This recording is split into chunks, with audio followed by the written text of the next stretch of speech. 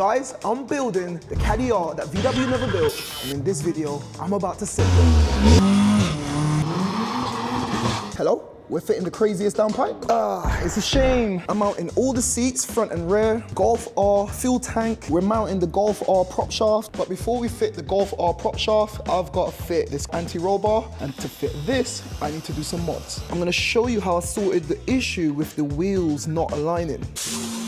Now they're sitting perfect, but it's not all smooth sailing.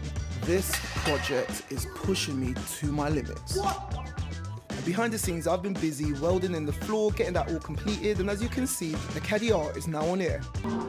We've got a ton of work to get through, and by the end of this video, we're not going to be building a Caddy R anymore. We would have built the Caddy R that VW should have built. And watch the video to the end to find out how you can own this 2018 Audi S4 with a top spec coming all the way from Japan. She's a special one. Roll on the video. So for the next phase on the Caddy R, I need to get it on the lift, but my VR6 Rocco has been stuck on the lift ever since I broke my gearbox. Finally, we've got a gearbox in, and it's time to get that one out and get the Caddy lifted.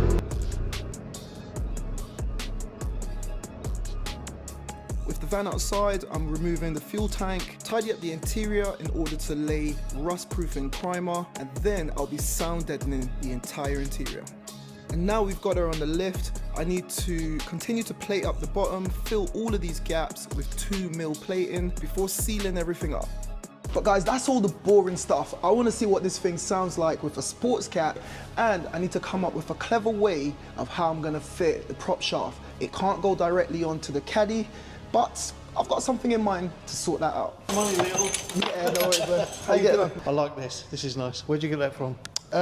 Italy. Italy. Yeah. So I used to live in Africa. Did you? What part of Africa? South Africa. Oh, nice. So you go back and the guys say, don't wear that and don't show that off. Not the cheap one, the expensive one. Yeah, Rolex they or something. Snap them off. Yeah. I've actually seen that in South Africa on YouTube. It's nice, mate. It's nice to see that. Thank you very much. Nice to see you. What's your name? Stephen Willis. Nice to meet you. Nice to meet you. Yeah, nice to meet you too. You've made my day. Bless you, bro. You've made my day too. No, you've made Thank my you. day. See guys, that's how you talk to people.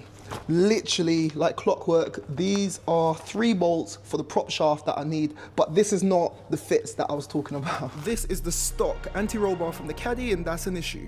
I'll explain why once I get it off. So the anti-roll bar from the Caddy is missing the dip to make room for the prop shaft, which is present on the R version. Unfortunately, that's not a direct fit for the Caddy subframe, so we need to mod it.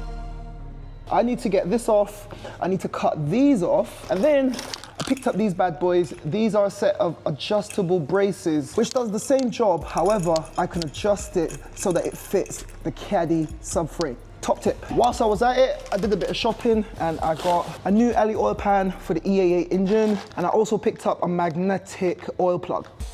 So it's a case of out with the old, in with the new, and I'm just cutting off the old braces, and I'll show you what the new ones look like later on.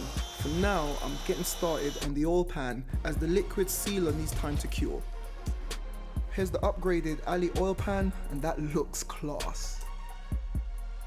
Okay guys, so whilst we wait for the gasket to fully cure, I want to go ahead and remove the downpipe. I've got a sports cat to fit onto this thing, and it already sounds good, so I'm eager to see what it's going to sound like once it all starts up. And we've got that sports cat on there. It's a straight through exhaust, and it's just got the muffler at the back. This should sound epic. Now if you look here, that's the bolt that I need to remove for the clamp that holds the downpipe onto the turbo exhaust. And someone's done this in the past. Clearly someone's changed, I think someone's changed this downpipe before, but they've put the bolt, you're meant to have the bolt from above to go down, and then you've just got easy access, but then they've done it from below. And I'm trying to feel, and I don't know what it is. So if you know what size bolt this is, it feels like an Allen. Let me know, let's play a little game. I'm gonna go choose just random ones. Let me know what you think it is in the comments down below. First one, is it a 6 Allen? Number 6 Allen, let's see.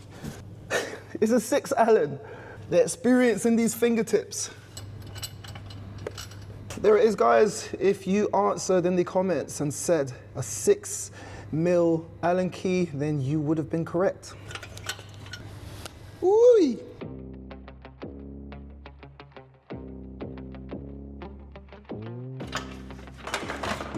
here's the size difference between the stock cat and the sports cat. Less restrictions, more power. Now we've got a complete Golf R exhaust system on my Caddy. Alright guys, it's the next day and I stayed late and I sorted this out. I've got the replacement Golf R anti-roll bar with the braces, and I went ahead and I treated this entire thing for rust. There was a little bit of rust on there.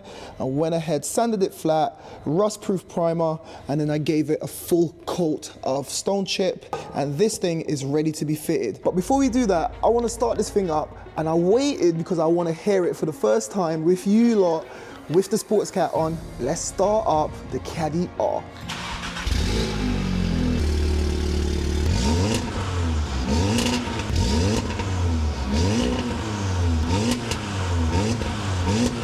Not too bad for a Caddy, right? Let me know what you think of the sound in the comments down below. I went ahead and refitted the front subframe, and just to finish everything off, I got a set of adjustable drop links. If anyone knows how to set them up, do let me know. But for now, it's time to finally fill all the gaps, do all the plating, and completely seal the bottom of the Caddy R.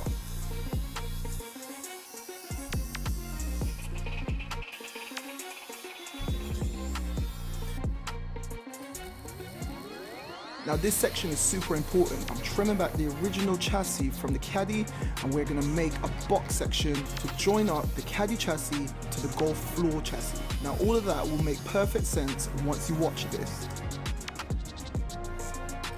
So after a ton of welding, capping, sanding, and more welding, this is what we were left with. It looks a mess, but we still need to tidy it all up. To do that, I sanded all the welds down, applied several layers of zinc primer to protect against rust, followed by seam sealer, and then I finished everything in stone chip.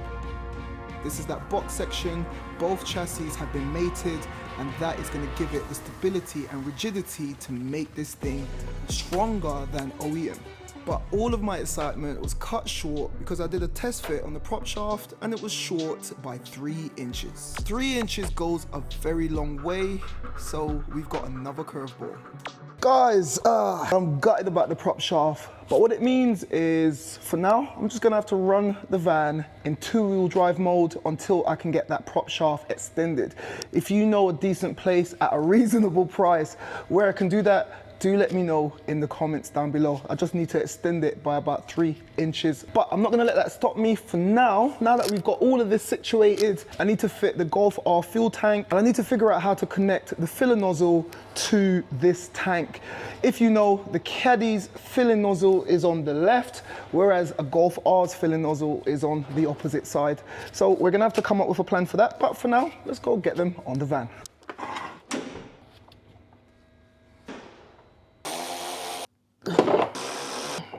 I almost forgot about this little ventilation box. It was on the Golf R, and because we fitted in the wheel wells right here, we still got the mounting points for this. And yeah, I'm actually out of breath because I forgot to fit these little pipes here. One goes to the tank to vent the tank. It goes through here, and then the other one, this white one, goes up to the engine. This is the main fuel line to the engine from the fuel pump, and the white one is the ventilation. And as you can see, both of them are there. That's the way it is on the Golf R, so that's the way it should be on the Caddy R. With the fuel tank in place, I was finally able to make the connection for the Haldex module. But I've still got a problem where the fuel filler neck for the Caddy is on the opposite side to the tank from the Golf R. My solution for this was to head to my local hydraulic supplier, where I picked up this anti-friction, heat-resistant, fuel-safe hose. I also got the same in a smaller diameter for the venting system. Once connected, I was able to route these hoses to the fuel tank, one to the venting output and the other to the fuel input for the tank. Okay guys, so it's been a few days of stress on this build, but I've managed to get so much done. The venting system, I've got it on air rides, I've got the underfloor completely sealed up, seam sealed, treated, everything. I want to drive the van to the petrol station. It may seem like a simple task. I just want to see if I can fill up at the petrol station. If that venting system is not working, then as soon as you try to put petrol in, it's just going to click, click, click. And it's just another excuse to drive this thing, man.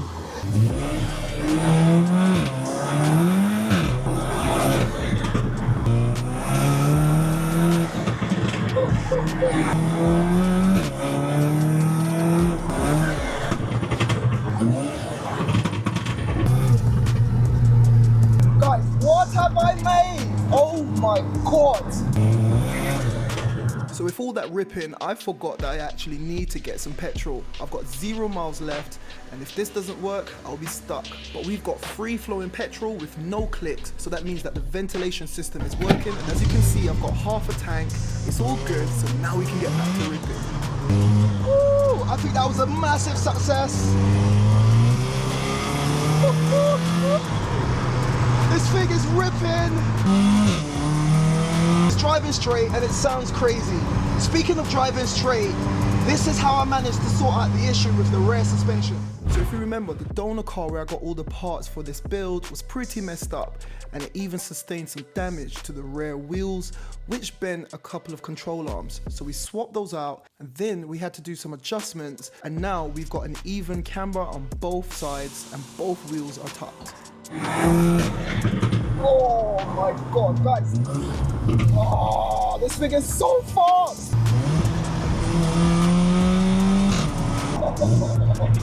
Oh my God. This is why I made this build. The performance of a Golf R with the practicality of a Caddy van. And this thing is crazy.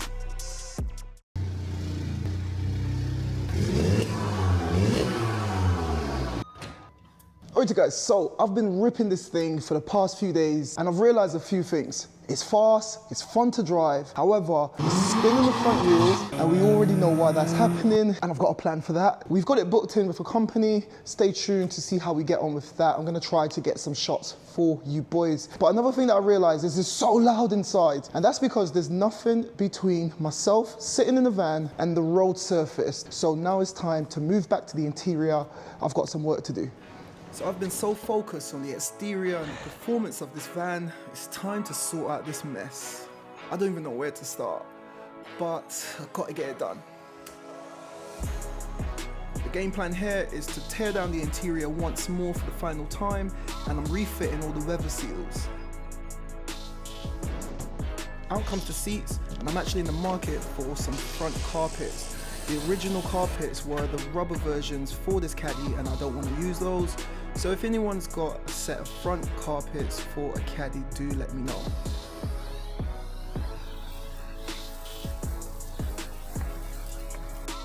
Once cleaned, I laid some silent coat sound deadening material throughout the cabin before fitting the factory sound deadening mats and the rear carpets.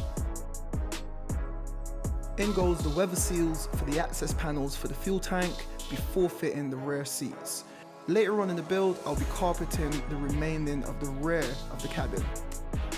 Earlier on, I removed that blown dash. I've got a replacement, but before I fit it, I've got to make a mod on the original dash to bridge the gap, as the Golf dashboard is a little bit shorter than the Caddy's. And that offcut from the original dash just slots into the original mounting points, and that's it.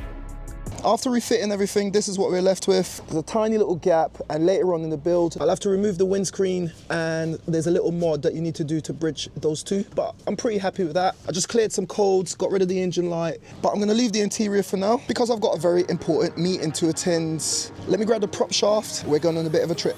With the prop shaft safely loaded up, I'm driving just over 60 miles into London, South London to be exact, and I'm heading to a company that specializes in prop shaft modifications.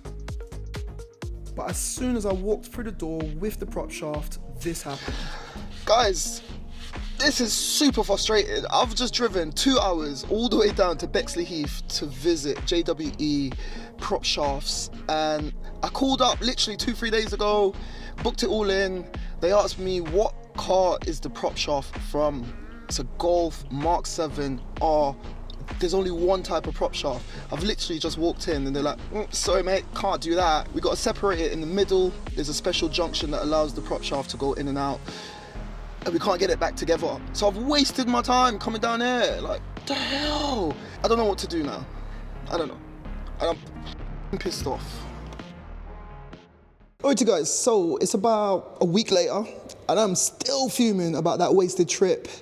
I've since called up several different companies to try to get that Golf R prop shaft extended. I was quoted 560 quid plus VAT, 600 pounds plus VAT, and I thought, I ain't paying that. So what's the plan? A wise man once told me, if you want something done, it's best to do it yourself. So I'm gonna be extending the prop shaft, and this is how I'm gonna be doing it. Let me know what you think. Now the prop shaft has got a long side and a short side, which is combined with this center coupling. I will be cutting the short side, measuring the internal diameter, and I'll be using like for like steel with the exact outer diameter as the internal of the prop shaft. I hope that makes sense. And here it is in action. It's got a very snug fit, so in theory this should lower my margin for any wobbles that can throw off the entire balance of the prop shaft. Once I welded it all up, gave it a lick of paint, I've got a newly extended prop shaft by 3 inches. So guys, the prop shaft is in, but do you want to hear a joke? Silly me! I thought this prop shaft was gonna just bolt into this caddy after we lengthened it and have no issues. So although the prop shaft is in, the mount needs fabrication because 2 things. These little studs are too short to fit onto here because obviously it wasn't built for this. So we need to get that up in the air like that, just out. So I need to come up with a plan of how I'm gonna sort that mess out. And once that's done, I'm gonna be taking it for a little drive to see if the 4-wheel drive system is finally working on my Caddy. So my plan is to clear the existing studs, then I'll use 2mm plating to make a set of custom mounts for the new prop shaft. With these plates, I need to add some studs for the prop shaft to bolt onto. And to do this, I'm just making a hole, and then I'm gonna add 2 bolts, welded them onto the plates, and then the plates will be welded onto the fan. I've still got plenty of space for adjustment, and I'm using quite a lot of high build welding to make sure that these are super solid. With the prop shaft in the correct position, I'm welding on my new brackets onto the van, but little did I know, things were about to go left again. So after I welded everything up, I removed the prop shaft and it fell, and all the ball bearings from the center bearing fell out, which in turn means that the prop shaft is no good. Now this build by far has given me the most setbacks and frustrations, and now I don't know where this leaves the Caddy R build. It's a lot. So guys, it's been a frustrating few weeks on the Caddy build. It's like we're making 10 steps forward and then we're doing 20 back. So frustrating.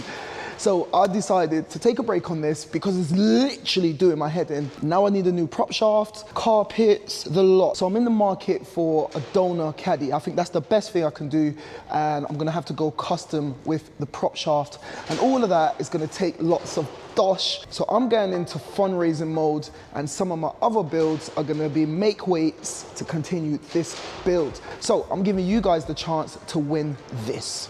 So you all saw me travel to Japan last year where I picked up this 2018 Audi S4 Turbo Quattro. This thing has only covered 20,000 miles.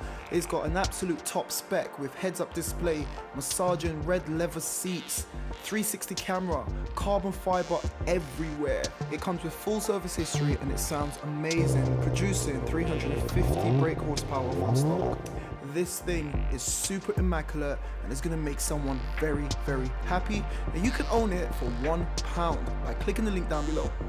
So guys, I haven't done a raffle in what feels like forever, but this is your chance to win my 2018 Audi S4. It's only got 20,000 on the clock. You can own it for 99p, 99p. So click the link down below, grab yourself a ticket, and hopefully I'll be calling one of you boys up and delivering your new car. Speaking of Japanese imports, the Supra has got a big problem because we failed our IVA test. And the reason why we failed is very silly, but it's all a learning process. You'll be seeing everything in the next episode. But for now, I'm off, so like I always say, keep it moving, and I'll see you in the next one. In the next video, we're jumping back on our imported Mark 5 Toyota Supra from Japan. We're going through the IVA and registration process, and if you don't know what an IVA test is, I'm going to be explaining it all, and I'm going to be explaining why we failed, how we're going to correct it, and fingers crossed we can get it all sorted and registered.